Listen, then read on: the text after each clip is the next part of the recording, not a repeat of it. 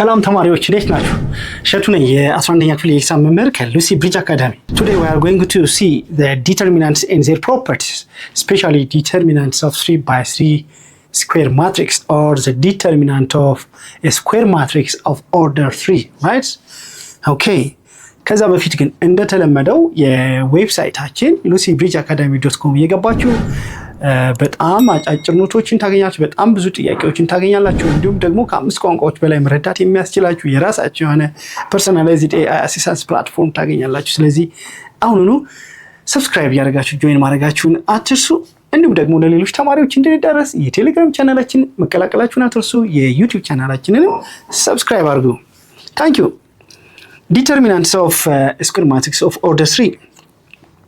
Okay, cofactors are used to evaluate the determinant of a matrix of order 3 by 3 matrix. Yeah, we use cofactors. Okay, በባለፈው ክፍለ ጊዜያችን cofactor እንዴት እንደሆነ አይተናል።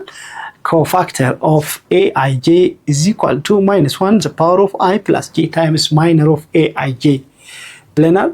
Minor of aij ማለት ደግሞ the determinant of 2 by 2 square matrix where the i's row and the j's column deleted ካደረግን በኋላ 2 by 2 የሆነ ስኩዌር ማትሪክስ እናገኛለን። የሱ ዲተርሚናንት ማይነር ስንለው ማይነሩን በአንድ ወይም በኔጌቲቭ አንድ ስናባዛው ደግሞ ኮፋክተር እናገኛለን። በአንድ የምናባዛው መቼ ነው? ወይም ደግሞ ራሱ ኮፋክተሩና ማይነሩ አንድ አይነት የሚሆነው i plus j ኢቨን ሲሆን ነው። ነገር ግን i plus j ኦድ ከሆነ ኮፋክተር ማለት ኔጌቲቭ 1 times ማይነር ይሆናል ማለት ነው። Okay, simply mij is equal to the negative of cij or cij is equal to the negative of mij እንላለን ማለት ነው። Okay, the method used to evaluate determinant by using cofactor is called expanding by cofactor or the expansion of cofactor እንላለን ማለት ነው። The value of the determinant can be obtained by the expansion by cofactors. Okay, የኮፋክተሮችን እና አንዱን ሮ ወይም አንዱን ቀለምን ከኮፋክተሩ ጋር ምን በማድረግ በማባዛት በመካከላቸው ያሉትን በመደመር የምናገኘው ዲተርሚናንት ይባላል ማለት ነው። Determinants by expanding by cofactor. Okay, given the square matrix A of order 3, the value of the determinant of A is the sum of the products of the elements of any row or column and other cofactors. Sorry, in their cofactors. No? Look, for the first row of A, the value of the determinant of A is, look, A11 times C11. Okay, A11 ማለት ኤሌመንታችን ነው። C11 ማለት ደግሞ cofactor of A11 ማለት ነው።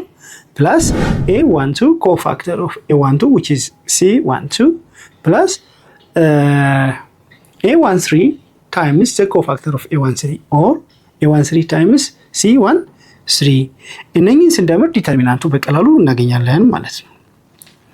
or simply determinant of A which is equal to A11 C11 A21 C21 A31 A31 C31 ይሄ ደግሞ ፈርስት ቀለመንን አፕላይ ስናደርግ ነው ማለት ነው። ሰከንድ ሮውን ደግሞ አፕላይ ካደረግን A22 determinant of A is equal to okay A22 ሰከንድ ሮውን አፕላይ ስናደርግ ይሄኛውን ሮ ስንወስድ A21 C21 plus A22 C22 plus A23 C23 that means ይሄ ማለት A21 times the cofactor of A21 plus A22 times the cofactor of A22 plus A23 times the cofactor of A23 እንላለን ማለት ነው። ይሄን በማድረግ የፈለግነውን ከለመን ወይም የፈለግነውን ሮ በመምረጥ we can find the determinants። ግን ብዙ ጊዜ ይሄንን ስንመርጥ ዜሮ ሮ ወይም ዜሮ ሞር ዜሮ የያዘውን ሮ ወይም ከለመን መምረጥ ስራችንን ቀላል ያደርግልናል ማለት ነው። እዚህ ጋር ያሉትን ተርሞች አንድ ዜሮ ካለን ሁለት ተርም ብቻ ይኖራል። ለምሳሌ A210 ከሆነ ይሄ ተርም ዜሮ ይሆንና ሁለቱ ዲተርሚናንት ይሆናል ማለት ነው። ሁለት ዜሮ ካለን ደግሞ ሁለቱ ተርሞች ዜሮ ይሆንና አንዱ ብቻ ይኖረናል። ሲምፕል ነው፣ ዲተርሚናንቱ በቀላሉ እንፈልጋለን ማለት። ስለዚህ ወደፊት ዲተርሚናንት ሲሰሩ ሞር ዜሮ ሮ ወይም ሞር ዜሮ ከለመን ሞር ዜሮ ኤሌመንት ያለውን ሮ ወይ ከለመን መምረጥ ተገቢ ነው ማለት ነው። Step 1, choose any row or column. To find the determinant of a 3 by 3 square matrix, choose any row or column. የፈለጋችሁትን ሮ ወይም የፈለጋችሁትን ኮለመን መምረጥ ትችላላችሁ። ግን እንዳልኳችሁ የትኛውን ሮ የትኛውን ኮለመን መምረጥ አሪፍ ነው? ከሮዎች ውስጥ ብዙ ዜሮ የያዘውን ሮ ወይም ደግሞ ከኮለመኖች ውስጥ ብዙ ዜሮ የያዘውን ኮለመን። ሶስቱ ዜሮ ያለበት ሮ ካገኛችሁ ወይም ኮለመን ካገኛችሁ ዲተርሚናንቱ ዜሮ ነው ማለት ነው። if you have a zero row or a zero column, the determinant is 0. okay, ባለ አንድ ዜሮ ብቻ ካለን ሁለት ወይም ደግሞ ዲተርሚናንታችን ለመስራት ሲምፕል ይሆናል። ከሶስቱ ተርሞች ሁለቱ ተርሞች ብቻ ይኖራሉ፣ አንዱ ተርም ዜሮ ይሆናል። ሁለት ዜሮ ካለው ደግሞ ሁለቱ ተርሞች ዜሮ ሆነው አንዱ ተርም ብቻ ይሆናል። በቀላሉ እንፈልጋለን። anyways choose the row or the column which contains more zeros. Okay, step 3. Step 2, multiply each element in selected row or column by its cofactor. አው የመረጣችሁትን ሮ ወይም የመረጣችሁትን ኮለመን በምን በኮፋክተሩ ታባዙና ድምራቸውን ስትወስዱ ዲተርሚናንት ታገኛችሁ ማለት ነው። The value of the determinant is the sum of the product from step 2. let a is equal to a b c d ይሄ 2 by 2 ስኩዌር ማትሪክስ ስለሆነ ከዚህ በፊት ዲፋይን አድርገናል። ብዙ መቸገር አይጠበቅብንም። ad minus bc or cb ብለን በቀላሉ ዲተርሚናንቱን እናገኛለን። okay, now let a matrix is given, we are asked to find by expanding first row, we are asked to find the determinant. first row በመጠቀም ወይም ደግሞ third column በመጠቀም ስሩ ነው የሚለን። ችግር የለም። እስኪ በፈርስት ሮ በመጠቀም አብረን እንዴት እንደምንሰራው ላሳያችሁ።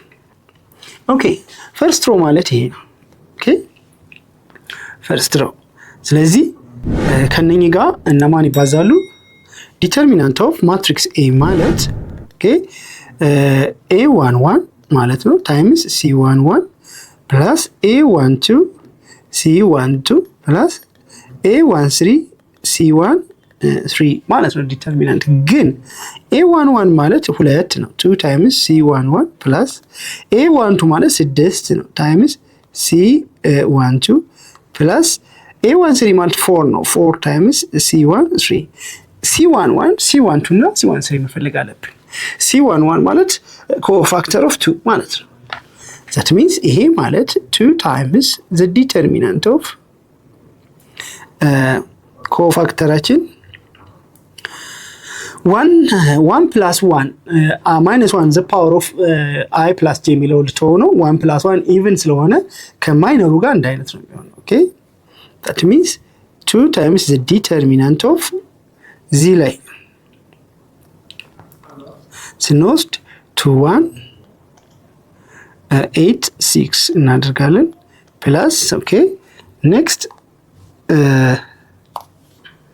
ይሄን አጠፋና ደግሞ ኔክስት እዚህ ጋር 6 ታይምስ ግን 1 + 2 ኦድ ነው i + j 1 + 2 3 ነው 3 ኦድ ነው ኔጌቲቭ ነው የሚሆነው ማለት ነው። ይሄ ፕላሱ በኔጌቲቭ 1 እንይዘውና ኦኬ እቺኛውን ማይነስ እናደርጋትና minus 6 times the determinant of c12 that means the first row second column first row second column ስንወስድ ይሄ ማለት ነው 1 1 3 6 1 1 3 6 ይሆናል ማለት ነው። ፕላስ ነው የምንለው አሁን 1 + 3 i + j 4 even ነው ከማይነሩ ጋር አንድ አይነት ይሆናል ማለት ነው። 4 times the determinant of 2 by 2 matrix አሁን ደግሞ 4 ላይ ነው first row second column ነው third column ይሆንና ምን ይሆናል 1 2 3 8 ኦኬ ይሄኛው ይጠፋል ይሄኛው ትጠፋለች ማለት ነው። 1 2 3 8 4 times 1 2 3 8 እንደዚህ እናደርጋለን። this means 2 times 6 12 minus 8 times 1 8 minus 6 times the determinant of 2 by 2 square matrix 1 times 6 6 minus 3 times 1 is 3 plus 4 times 1 times 8 8 minus 3 times 2 is 6, which is equal to 2 times 12 minus 8 is 4, minus 6 times 3, 6 minus 3 is 3, plus 4 times 8 minus 6 is 2, which is equal to 8 minus 18 plus 8, okay, which is equal to minus 2. So the determinant of the given matrix is minus 2, but we use the first row. You can use third column. ሌላውን የፈለጋችሁትን ሮው ተጠቀሙ፣ የፈለጋችሁትን ኮለም ተጠቀሙ። ለዚህ ማትሪክስ ዲተርሚናንቱ -2 ነው። እሺ ተማሪዎች የዚህን ክፍል ሙሉ ክፍል ማግኘት ከፈለጋችሁ ዌብሳይታችን ላይ ወይም ደግሞ የሞባይል አፕሊኬሽናችሁ ላይ ታገኙታላችሁ።